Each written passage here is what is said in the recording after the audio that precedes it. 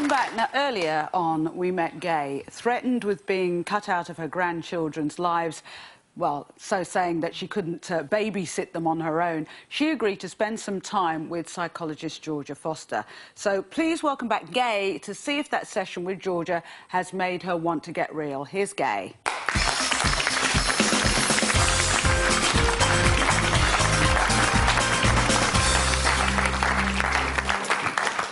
Hi, Gay. How did it go with Georgia? Very teary? Yes. What made it so sad? What made you so teary? I think owning up to what my problem is. Sort of getting real about it. You Yeah. hadn't done that? Do you think you kidded yourself a bit before in the past? I think so. What were you kidding? What sort of lies did you tell yourself? It wasn't hurting me. It wasn't. I could carry on drinking. It wasn't hurting. It was just sociable. Yeah. You know, I needed it to keep me going and things like that. You know. And when you talked to Georgia, what sort of things did you start realising? That I don't need the alcohol to make decisions. So what do you think the first step is? Well, I've got to stop drinking, Trish. I have to stop drinking. Have you been to a doctor at all? Or something? Yes, I have, but I do lie to them. Oh, what have you been telling the doctors before?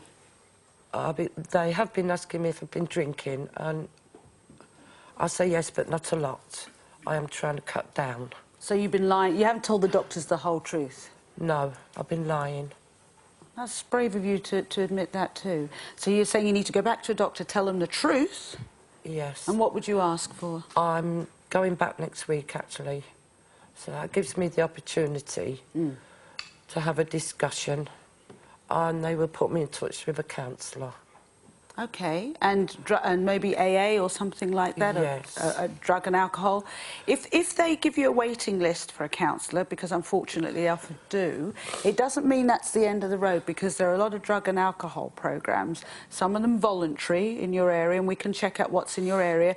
Might be support groups and what have you, but there are things you can be doing while you wait to get some kind of counselling.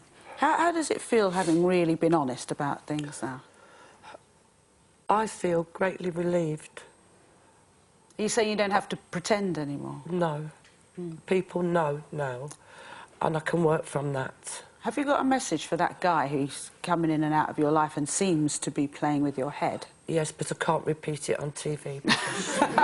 All right. So I'll keep that to myself. Next time he knocks?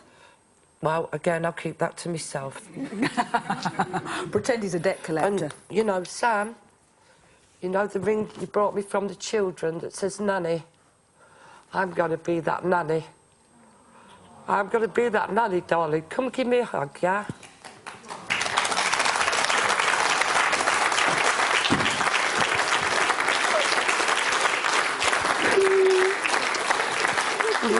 All right.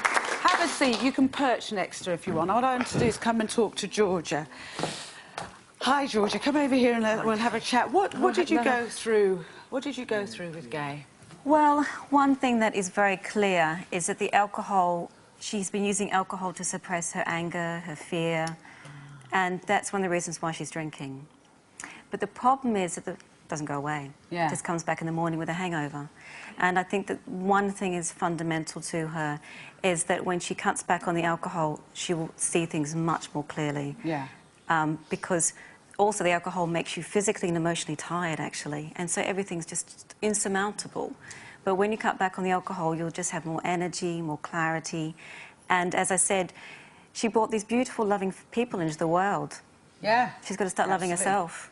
You know? Absolutely. And that means cutting back on the alcohol and seeing what's there. Now, the danger, because one of the things that was brought up before by Sam, and I think it's a real danger for everybody who retires, not whether you've got a drinking problem or what have you, you've had a routine of this is when you go to work, this is when you come home, this is when you get the first can, there'll be a pattern to all of that. Do you smoke as well? I do, yeah. There'll even be a routine to when you have your ciggies and what have you. What happens when that routine goes because of retirement and that sense of loss that most people go through? We did discuss that. We are going to continue to work together after the show. You will? Yeah, Oh, thank absolutely. you. Yeah, I'd be delighted because I can see clearly that apart from everybody's valuable, but you really have to see what you really are worth would be amazing to observe. And I think fundamentally that once you get to the stage where you recognise the alcohol isn't helping you, I call it alcohol-free days, where you actually rejuvenate your body and actually hold off from the alcohol, you'll just see things much more clearly. Okay, and with retirement as well, maybe one of the things you can look at is unpaid work, because I know we were talking with Laurie before, and Laurie, I know you're very. This is Laurie here, who's telling us his story, and you're very strong in the user movement, which is user involvement group. I'm the chairman of a support group. There you go. See, there are support groups like Laurie's been in. There's a lot of groups like mine, and I'd seriously suggest that you should take it on board. You know, definitely as soon as you leave the show or whatever, like they've said, get in touch with these support groups in your area. These are people who've been there, There's done nice people there, you know. It's people just like myself, like you, and I think you're very, very brave. You just took the biggest step you could take, you know, and I want to give you a little clap, you know what I mean, because I think you're doing really well. Thank you, Laurie. Thank you. In terms of embracing, when you're talking about when you retire, is that we were talking about what does that mean? And that means more time to really nurture yourself. Yeah. To actually see what you want to do with your life rather than what you think you should be doing, because you're caring about everybody else. You're not caring about yourself. And I think finding, I call it the baby step program. Small, strong steps. Not running a marathon tomorrow, but strong, small steps of emotionally building your confidence up is paramount. Georges, thank you so much. And you're going to keep in contact as well. So we will keep in contact too to see how those baby steps are going. Yeah. Because I'm sure a lot of people get a lot of inspiration from hearing Laurie's story. He's been through it. You're going through it. So both of you are going to give a lot of people a lot of inspiration. So we'll touch base with you every now and again. Thanks again, Georgia. Thank you.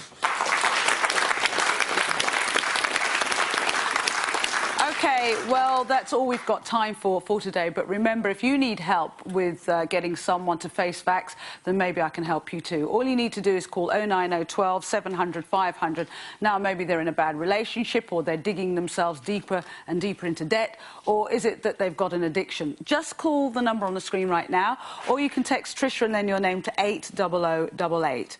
That's 80088. Once again, a big thank you to Georgia. Thank you. Thank you.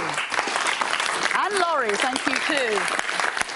And until next time, goodbye. Well, Trisha's back here on 5 at the same time tomorrow, and you can catch her over on 5 Live in a double bill this afternoon from 2, including the interfering ex-girlfriend Hannah and a possible serial cheating boyfriend. Coming up next today, 5 News.